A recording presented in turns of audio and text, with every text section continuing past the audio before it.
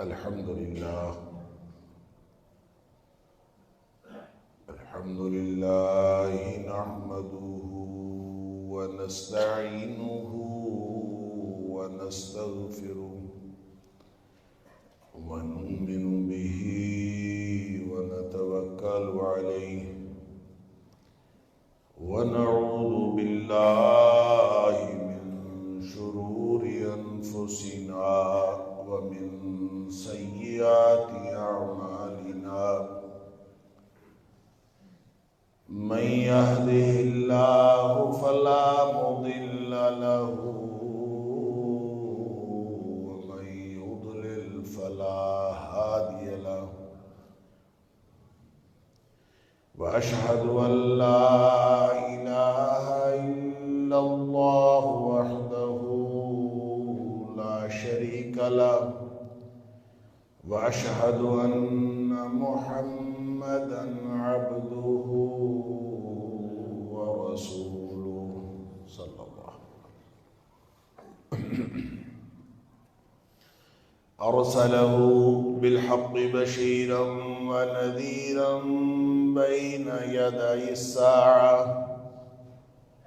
فمن يطع الله ورسوله فقد رشد واهتدى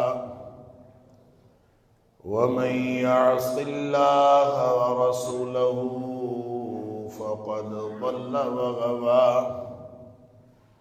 فإنه لا يضر إلا نفسه ولا يضر الله شيئا نسأل الله ربنا أن يجعلنا ممن يطيعه ويطيع رسوله ويتبع رضوانه ويجتنب سخطه فإنما نحن به وله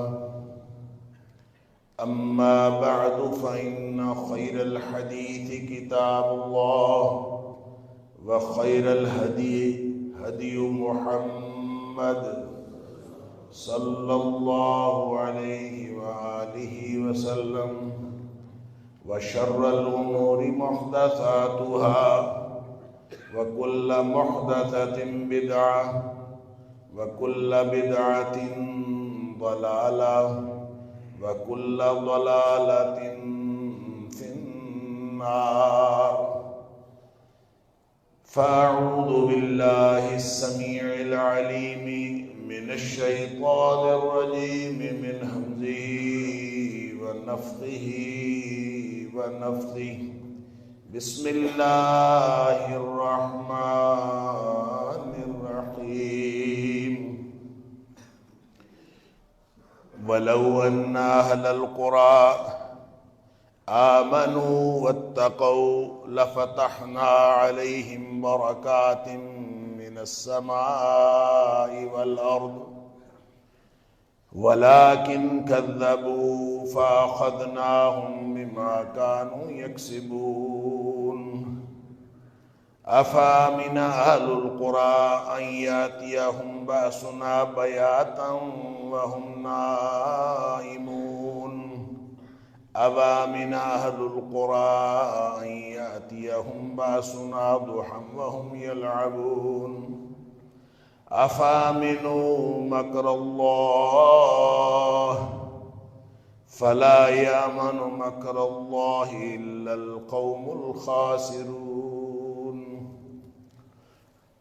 اور اگر یہ بستیوں کے لوگ واقعتاً ایماندار ہوتے اور تقوی کی زندگی گزار رہے ہوتے تو ہم ان کے اوپر زمین و آسمان سے خیر و برکت کے دروازے کھول دیتے، لیکن یہ جھوٹے نکلے، انہوں نے جھٹلایا۔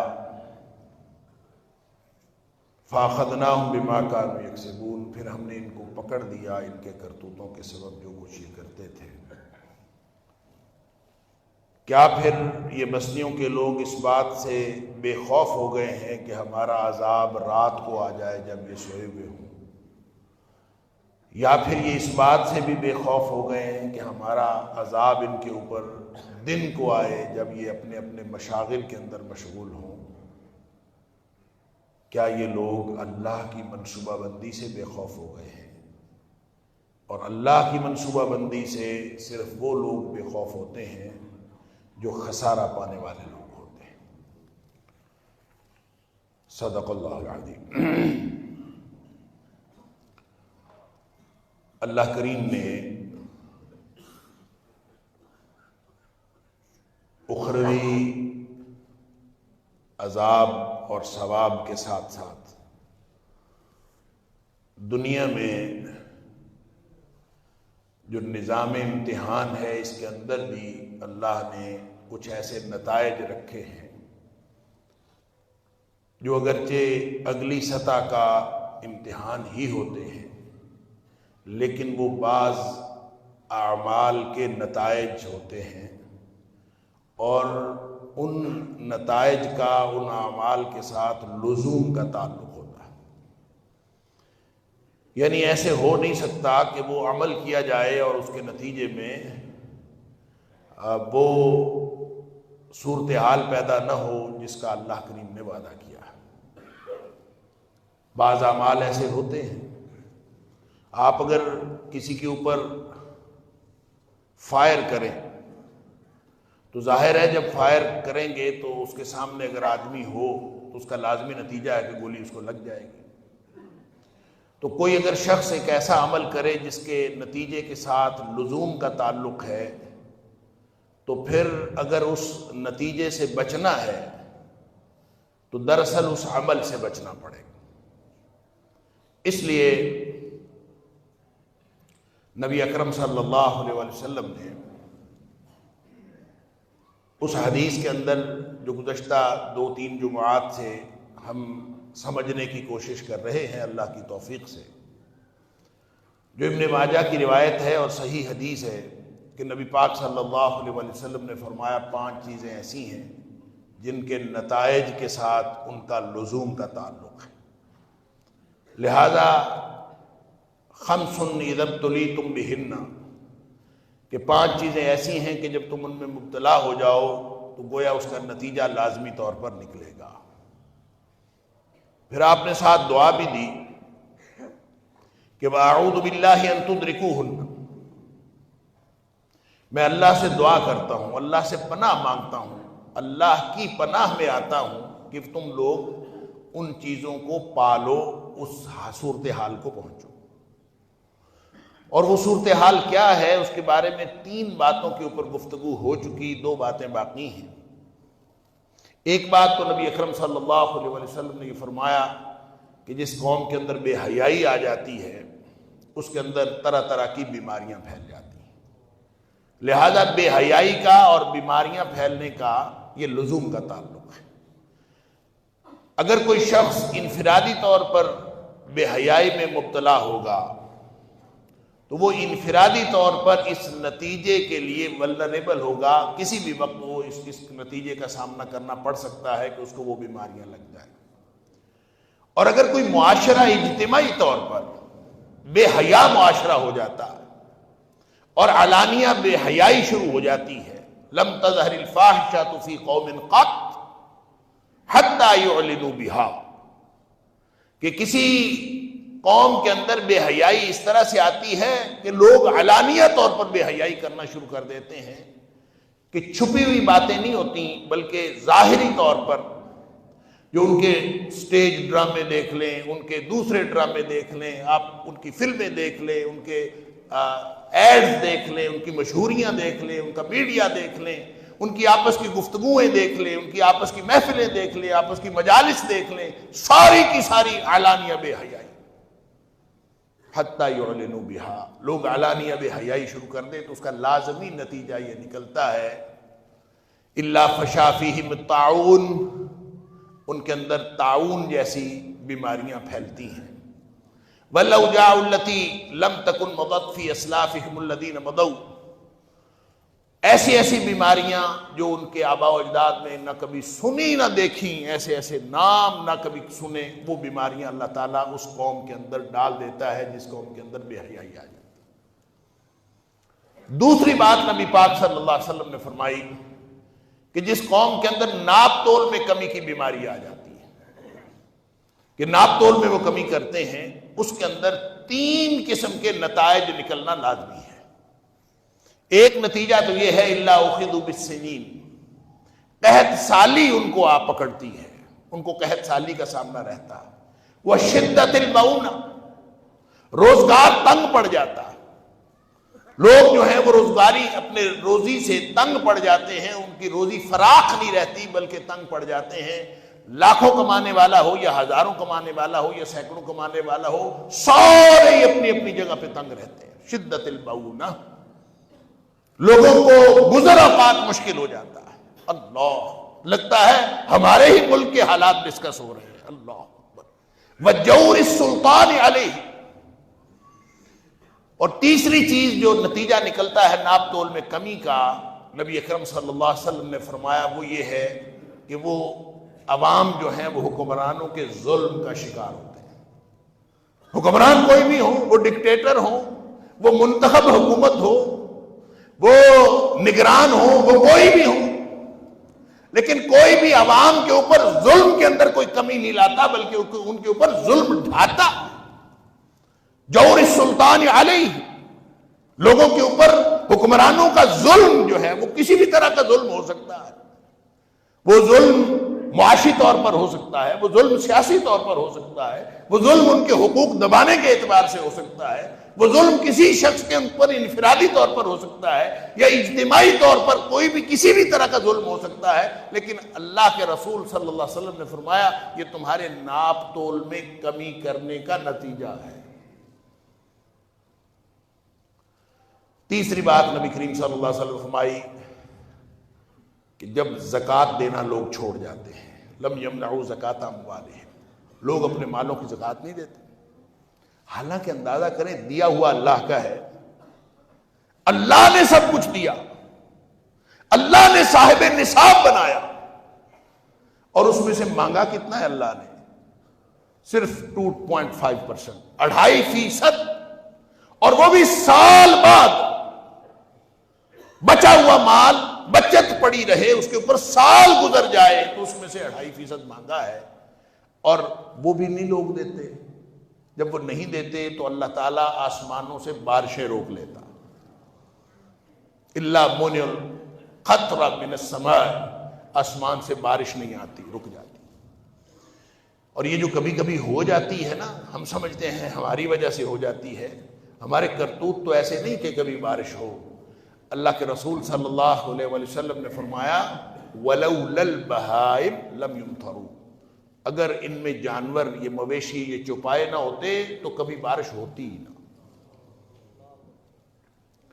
چوتھی بات جو نبی پاک صلی اللہ علیہ وسلم نے فرمایا کہ اس کا بھی لزوم کا نتیجہ ہے، لزوم کا تعلق ہے نتیجے کے ساتھ، فرمایا کہ لم ينقضوا عہد اللہ وعہد رسولہ، لوگ اللہ اور اس کے رسول صلی اللہ علیہ وسلم کا عہد توڑ ڈالتے، اللہ کا عہد توڑتے اور اللہ کے رسول صلی اللہ علیہ وسلم کا عہد توڑتے، اور جو عہد توڑتے ہیں اس کے بارے میں نبی پاک صلی اللہ علیہ وسلم فرمایا نتیجہ یہ نکلتا ہے الا سلط اللہ علیہم عدوا من غیرہم، اللہ تعالیٰ بیرونی دشمن ان کے اوپر مسلط کر دیتا ہے، باہر کا دشمن مسلط ہوتا ہے۔ فَأَخَذُوا بَعْدَ مَا فِي أَيْدِيهِمْ، اور جو کچھ ان کے ہاتھ میں ہوتا ہے وہ بھی وہ لے کے وہ چھین کے چلا جاتا ہے جو باہر کا دشمن مسلط ہوتا ہے۔ اللہ اکبر۔ نبی اکرم صلی اللہ علیہ وسلم کے جو فرامین ہیں جو بعض اوقات تمثیلی ہوتے ہیں اور بعض اوقات واضح ہوتے ہیں، بعض اوقات ان کے اندر کئی مفاہیم نکل رہے ہوتے ہیں، اور بعض اوقات تو ایسی واضح بات نبی پاک صلی اللہ علیہ وسلم ارشاد فرماتے ہیں کہ لگتا یہ ہے کہ یہ ہمارے حالات کا ڈائریکٹ تجزیہ، کہ اگر اللہ اور اس کے رسول صلی اللہ علیہ وسلم کا عہد توڑتے ہیں اب اللہ اور اس کے رسول صلی اللہ علیہ وسلم کا عہد توڑنے کا کیا مطلب؟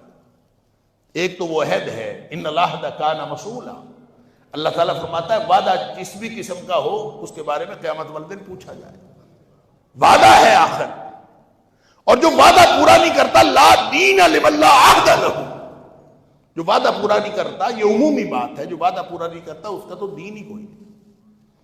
اور یہ اس میں وعدے کون کون سے شامل ہیں؟ کون سا عہد ہے اللہ کا، کون سا عہد ہے اللہ کے رسول صلی اللہ علیہ وسلم کا جو توڑنے سے بیرونی دشمن مسلط ہو جاتا ہے اور پھر وہ ہمارے ہاتھ کی ساری چیزیں بھی چھین کے لے جاتا ہے؟ اللہ اکبر۔ اس میں سب سے پہلا عہد تو وہ ہے جو ہم نے ابتدائے آفرینش عالم ارواح میں اللہ سے کیا تھا، الست بربکم، اللہ نے پوچھا تھا کیا میں تمہارا رب نہیں؟ سب نے کہا اللہ تو ہمارا رب ہے۔ قالوا بلا، اللہ تو ہی ہمارا رب ہے۔ اللہ کو رب مانا، اللہ فرماتا ہے اب وہ وعدہ پورا کرو۔ کیا مطلب؟ کہ اللہ کو چھوڑ کر کسی اور کو رب نہ بنانا۔ اللہ اکبر۔ لہذا سب سے پہلا عہد وہ ہے جو اللہ کے ساتھ کیا ہے کہ اللہ تو ہمارا رب ہے، ہم تیرے علاوہ مخلوق میں سے کسی کو رب نہیں بنائیں گے۔ تو کیا ہم نے وعدہ پورا کیا؟ ارباب من دون اللہ، اللہ کے علاوہ کتنے ارباب بنا لیے، کتنے رب بنا لیے، کوئی چھوٹے رب، کوئی بڑے رب، کوئی نظر آنے والے رب، کوئی نہ نظر آنے والا رب، کوئی مردہ رب، کوئی زندہ رب، ہم نے اتنے رب بنا لیے اللہ کو چھوڑ کر۔ تعلق تھا عبد اور رب کا کہ اللہ میں تیرا غلام ہوں، میں عبد ہوں، تو میرا رب ہے۔ اور اگر یہ عبدیت کا تعلق، غلامی کا تعلق اللہ کے علاوہ کسی اور کے ساتھ جوڑ لیا کہ میں تیرا غلام ہوں، تو اس کا مطلب ہے اللہ سے عبدیت کا رشتہ آپ نے توڑ لیا۔ اللہ کو رب نہیں سمجھ رہے، کسی اور کو رب سمجھ رہے ہیں۔ رب وہ ہوتا ہے جو مالک ہوتا ہے، اور رب وہ ہوتا ہے جو روزی رساں ہوتا ہے، اور جو مالک اور روزی رساں ہوتا ہے وہی پالنے والا ہوتا ہے، اس لیے ہم اس کا ترجمہ کرتے ہیں پالنے والا۔ اور ربا یربی کا معنی کرتے ہیں انشاء الشیء حالا فحالا الی حد التمام۔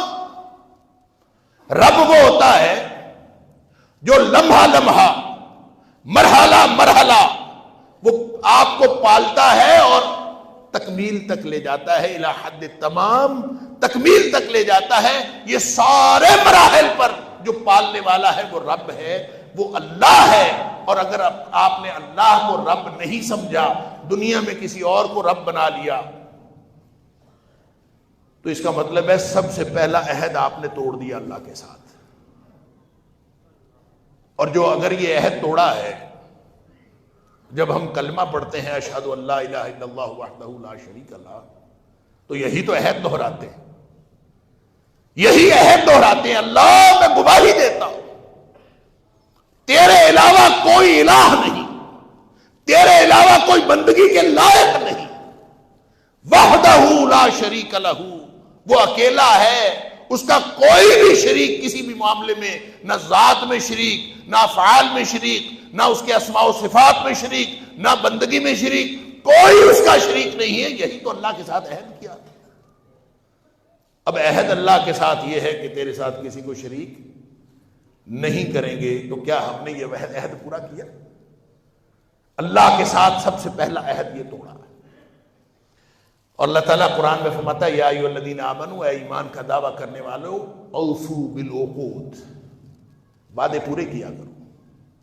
جو بھی وعدے کیے، سب سے بڑا وعدہ تو اللہ کے ساتھ ہے، اور اس کے بعد، اس بڑے وعدے کے بعد دوسرا بڑا وعدہ ہے اللہ کے رسول صلی اللہ علیہ وسلم کے ساتھ، کہ اللہ کے رسول صلی اللہ علیہ وسلم کے ساتھ ہم نے وعدہ کیا ہے کہ ہم اس کے امتی ہیں، ہم نبی اکرم صلی اللہ علیہ وسلم کے امتی ہیں۔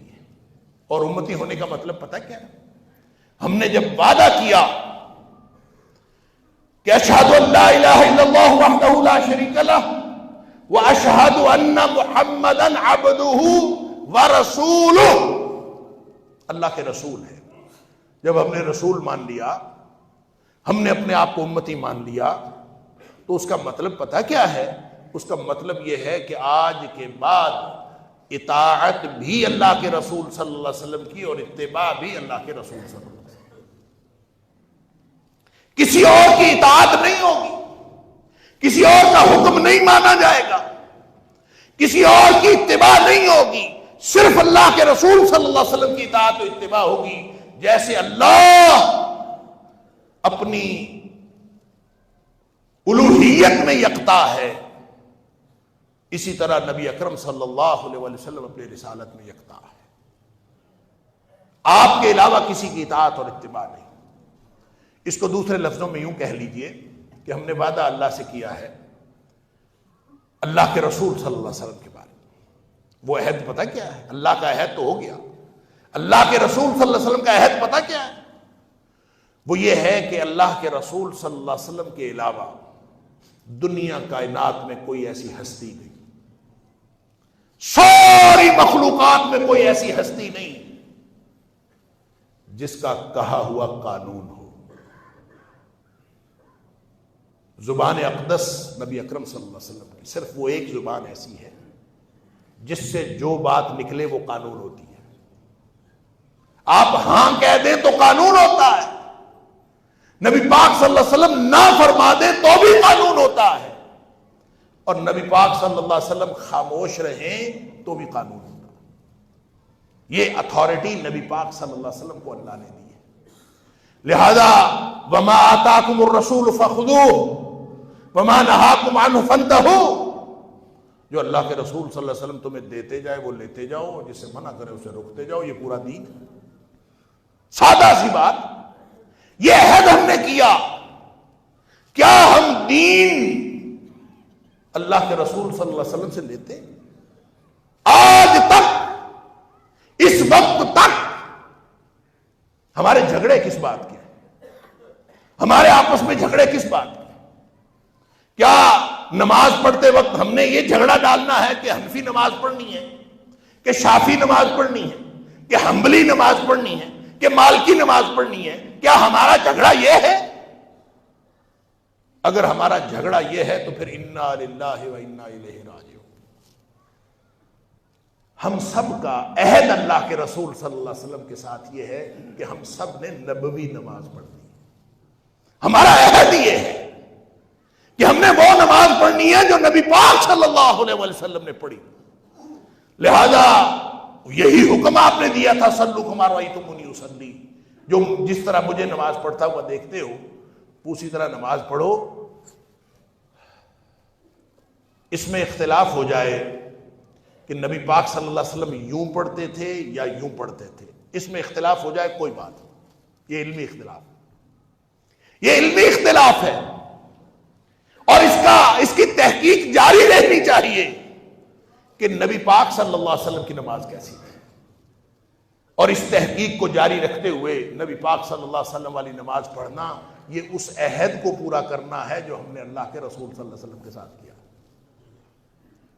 اور یہ صرف نماز کی بات نہیں، ہر چیز میں جو اطاعت کرنی ہے، حکم ماننا ہے تو نبی پاک صلی اللہ علیہ وسلم.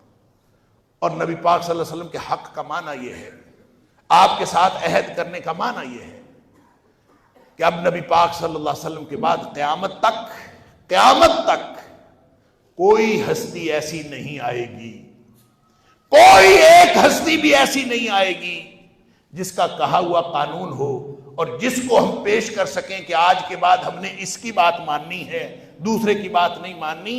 یہ حق صرف اور صرف نبی پاک صلی اللہ علیہ وسلم. ہاں تشریح کرنے والے آ سکتے ہیں، وضاحتیں کرنے والے آ سکتے ہیں، ہمارے لیے رہنما آ سکتے ہیں، لیکن وہ رہنما کون ہوں گے؟ وہ رہنما وہ ہونا چاہیے جو ہمیں یہ بتائے کہ نبی اکرم صلی اللہ علیہ وسلم نے اس بارے میں یہ فرمایا تھا اور نبی پاک صلی اللہ علیہ وسلم کے فرمان پر عمل کا یہ طریقہ ہے. اگر یہ ہو تو یہ درست، اس میں کوئی حرج نہیں. لیکن اگر کسی نے نبی اکرم صلی اللہ علیہ وسلم کے بعد کسی اور ہستی کو دین کا مدار سمجھ لیا تو یہ نبی اکرم صلی اللہ علیہ وسلم کے حق پر ڈاکہ ہے. لہذا نبی پاک صلی اللہ علیہ وسلم فرماتے ہیں لم ينقضوا عہد اللہ وعہد رسولہ، جو قوم اللہ اور اس کے رسول صلی اللہ علیہ وسلم کا عہد توڑ ڈالتی ہے، جو اللہ سے وعدہ کیا تھا اللہ لا الہ الا اللہ، تیرے علاوہ کوئی الہ نہیں، جو وعدہ کیا تھا الست بربکم قالوا بلا، اللہ تیرے علاوہ کوئی رب نہیں، وہ جب مخلوق میں سے رب بناتے ہیں، مخلوق میں سے اپنے معبود بناتے ہیں، تو وہ اللہ کا وعدہ توڑتے ہیں، اور وہ سارے امور جو عبادت کے قبیل سے ہیں وہ اللہ کے علاوہ کسی اور کے لائق شان سمجھتے ہیں، ان میں سے کوئی ایک عمل بھی تو یہ اللہ کے حق پر ڈاکا ہے، اور اگر اطاعت و اتباع میں کسی اور ہستی کو نبی پاک صلی اللہ علیہ وسلم کے بعد لائق شان سمجھتے ہیں تو یہ نبی پاک صلی اللہ علیہ وسلم کے حق میں ڈاکا ہے۔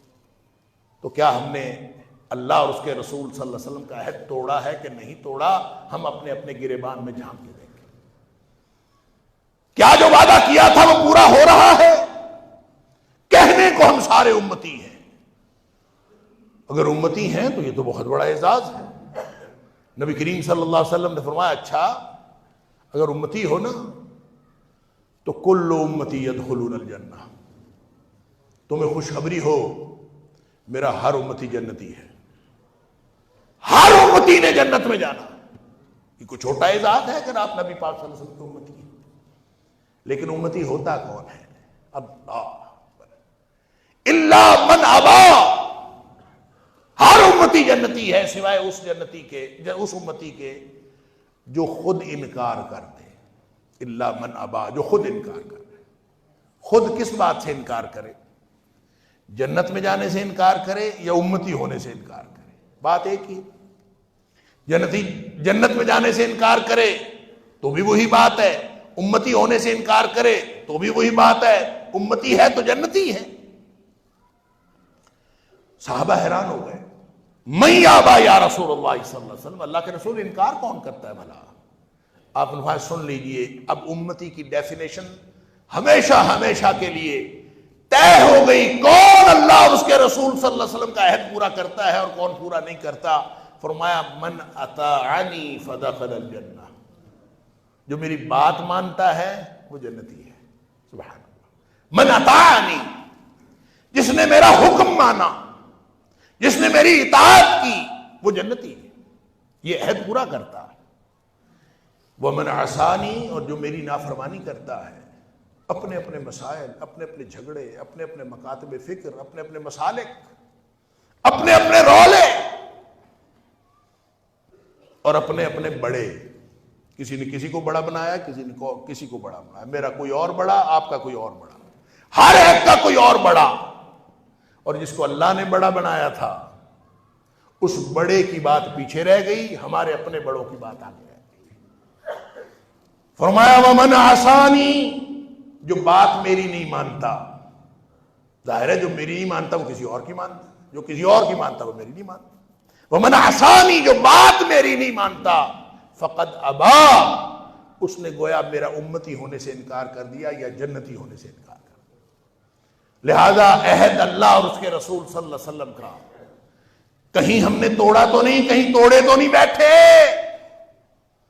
پھر آگے چلیے، میں نے پچھلے جمعے میں بھی ایک آیت آپ کے سامنے رکھی تھی کہ یا ایھا الذین آمنوا اطیعوا اللہ واطیعوا الرسول واولی الامر منکم، یہ جو عہد ہے نا اللہ اور اس کے رسول صلی اللہ علیہ وسلم کا، یہ صرف وہی رک نہیں جاتا، یہ ساری زندگی کو محیط ہے۔ اللہ اور اس کے رسول صلی اللہ علیہ وسلم کا عہد، جب ہم والدین کی عزت کر رہے ہوتے ہیں تب بھی ہم اللہ کا عہد پورا کر رہے ہوتے ہیں، جب ہم بڑوں کی عزت کر رہے ہوتے ہیں تو اللہ کا عہد پورا کر رہے ہوتے ہیں، جب ہم چھوٹوں پہ شفقت کر رہے ہوتے ہیں تو یہ بھی اللہ اور اس کے رسول صلی اللہ علیہ وسلم کا عہد ہے جو پورا کر رہے ہوتے ہیں۔ الا ھذا القیاس، جو چھوٹا چھوٹا کوئی وعدہ، جو چھوٹے چھوٹے جو حقوق، یہ سارے کے سارے یہ اللہ اور اس کے رسول صلی اللہ علیہ وسلم کے عہد میں آتے ہیں۔ اور وہ جو اولی الامر منکم، جو تمہارے اندر حکمران ہیں، جو تمہارے اندر مختلف امور کے نگران ہیں، ان کی بات بھی ماننی ہے۔ ان کی بات اگر اللہ اور اس کے رسول صلی اللہ علیہ وسلم کی اطاعت کے ذیل میں ہے تو وہ ماننا ضروری ہے، اور اگر وہ اللہ اور اس کے رسول صلی اللہ علیہ وسلم کی مخالفت میں ہو تو اس کو نہ ماننا ضروری ہے۔ اسی میں ملک کا آئین آ جاتا ہے، وہ ملک کا آئین جس کے اندر لکھا ہوا ہے کہ اس ملک کے اندر اللہ اور اس کے رسول صلی اللہ علیہ وسلم کے حکم کے خلاف کوئی قانون نہیں بن سکتا۔ جس ملک کے آئین میں یہ لکھا کہ یہ اسلامی آئین ہے، اور اسلامی آئین کے اوپر پاکستان کے سارے مکاتب فکر کے علماء کے دستخط ہیں، اور پھر اس کے اندر اگر کوئی قانون ایسا ہو بھی کہ جس قانون کو غیر اسلامی قرار دیا جائے تو ایک میکانزم دیا گیا ہے، وفاقی شرعی عدالت ہے، اسلامی نظریاتی کونسل ہے، ایک پورا نظام ہے، ایک میکانزم دیا گیا ہے کہ تاکہ اس ملک کے اندر کوئی غیر اسلامی قانون، کوئی اللہ اور اس کے رسول صلی اللہ علیہ وسلم کے حکم کے خلاف، کتاب و سنت کے خلاف کوئی قانون نہ بن سکے۔ جب ایسا آئین ہمیں دیا گیا تو جو شخص اس آئین کو توڑتا ہے گویا وہ بھی اللہ اور اس کے رسول صلی اللہ علیہ وسلم کے عہد کو توڑتا ہے۔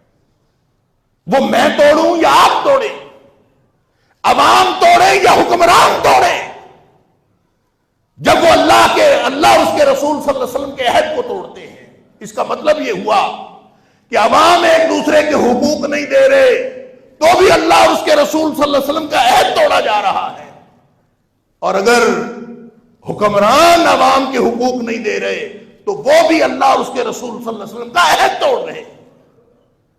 اور جب عہد توڑ رہے ہیں تو پھر گلہ کیسا؟ اللہ کے رسول صلی اللہ علیہ وسلم نے تو واضح بات فرمائی ہے، جب یہ عہد توڑو گے الا سلط اللہ علیکم عدوا من غیرکم، اللہ تعالیٰ تمہارے اوپر تمہارے باہر سے دشمن مسلط کر دے گا۔ الا سلط اللہ علیہم عدوا من غیرہم، اللہ تعالیٰ ان کے اوپر باہر سے دشمن مسلط کر دے گا۔ فاخذوا بعد ما فی ایدیہم، جو کچھ آپ کے ہاتھ میں ہے وہ بھی لے کے چلے جائیں۔ پھر گلا کیسا؟ کبھی ہم چائنا کے غلام، کبھی ہم رشیا کے غلام، کبھی ہم امریکہ کے غلام، کبھی ہم برطانیہ کے غلام، ساری زندگی ہماری غلامی میں گزرنی۔ آج فلاں حکمران ہے ہمارے اوپر اصل میں، آج فلاں حکمران ہے اصل میں، آج فلاں حکمران ہے، ہماری مجبوریاں نہیں ختم ہوتی۔ اللہ کے رسول صلی اللہ علیہ وسلم نے صاف بتا دیا تھا کہ جب تم اللہ اور اس کے رسول صلی اللہ علیہ وسلم کے عہد توڑو گے، آپ نے حقوق پامال نہیں کیے، آپ نے لوگوں کے حقوق پامال نہیں کیے، آپ نے لوگوں کے اوپر تشدد نہیں کیا، آپ نے لوگوں کے حقوق چھینے نہیں، یہ اللہ اور اس کے رسول صلی اللہ علیہ وسلم کا عہد توڑنا نہیں۔ جب آپ عہد توڑتے ہو تو پھر یہ کبھی بھی دشمن کیا جائے تسلط ہے، یہ کبھی ختم نہیں ہو سکتا۔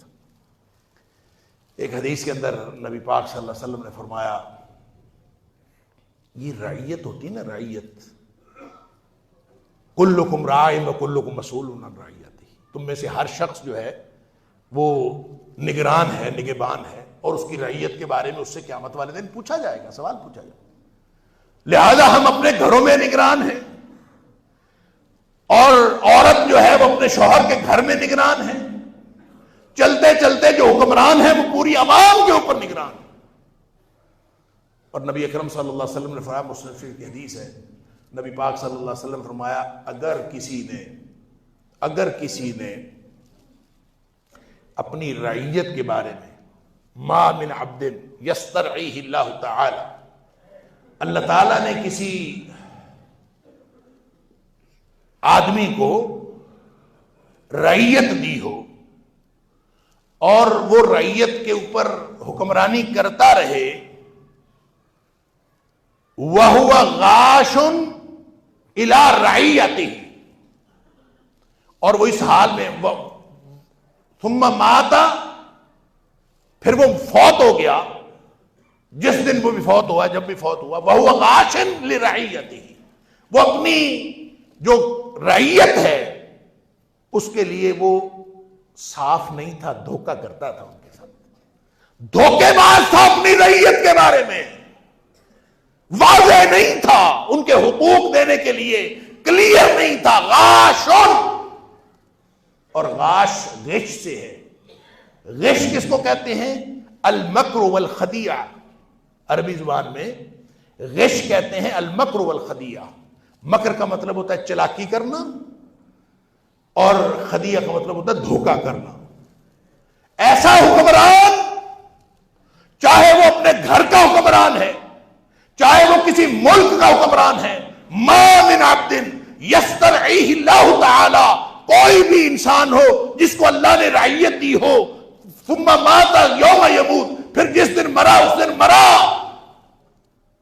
وَهُوَ غَاشٌ لِرَعِيَّتِهِ، لیکن اس حال میں مرا کہ وہ اپنی عوام کے لیے دھوکہ کرتا تھا، چلاکیاں کرتا تھا، صرف چلاکیاں اور دھوکہ، ظلم کرتا تھا، یہ اگلی بات ہے، صرف دھوکہ کرتا تھا، چلاکیاں کر کے ان کے حقوق غصب کرتا تھا۔ فرمایا الا حرم اللہ علیہ الجنہ، اللہ تعالیٰ اس کے اوپر جنت حرام کر دیتا۔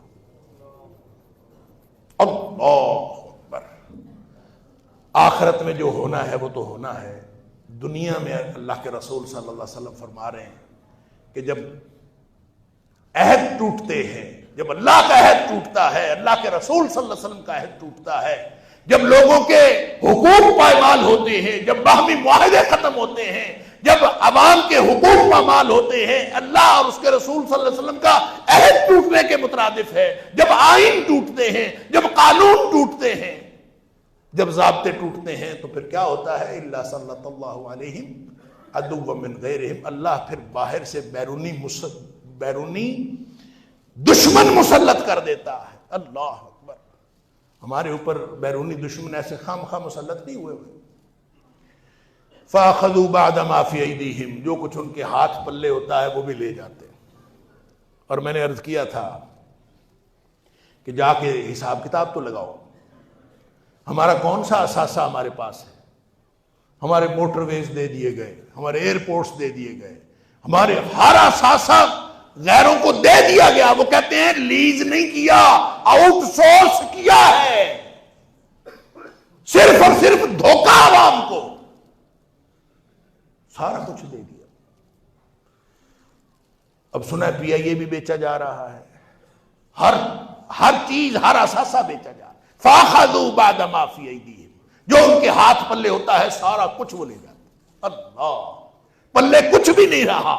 اور یہ سارا کچھ بے سبب نہیں ہے، ہم نے آئین توڑے ہیں، ہم نے اللہ اور اس کے رسول صلی اللہ علیہ وسلم کے عہد توڑے ہیں۔ اگر ہم نے یہ نہ توڑے ہوتے تو شاید آج ہمارے حالات یہ نہ ہوتے۔ اللہ تعالیٰ مجھے اور آپ کو، ہم سب کو، اللہ اور اس کے رسول صلی اللہ علیہ وسلم کی صحیح اطاعت کرنے کی توفیق عطا فرمائے، اور نبی پاک صلی اللہ علیہ وسلم کی اطاعت و اتباع میں زندگی گزارنے کی توفیق عطا فرمائے۔ وآخر دعوانا الحمدللہ رب العالمین۔